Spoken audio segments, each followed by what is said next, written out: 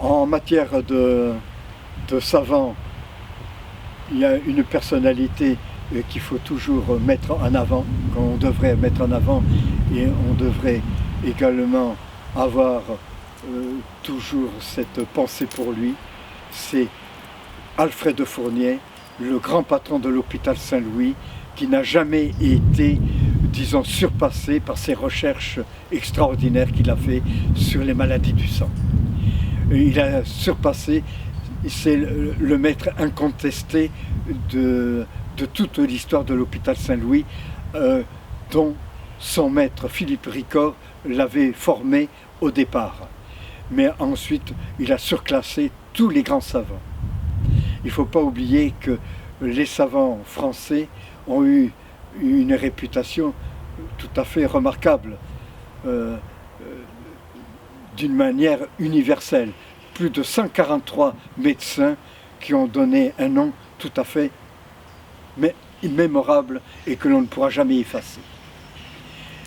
Alfred de Fournier a été l'un des plus grands savants de l'hôpital Saint-Louis. Le grand patron qui a formé Alfred de Fournier s'appelle Philippe Ricord. Mais Alfred de Fournier, son élève, a surpassé ce que Philippe Ricord a fait comme travaux. Alfred de Fournier a été le plus grand savant de l'hôpital Saint-Louis de Paris, concernant les maladies du sang et les maladies contagieuses. À lui seul, il a donné 50 ans de sa vie pour faire ses recherches. Et en plus de ça, il a doté la médecine en général d'une protection tout à fait extraordinaire.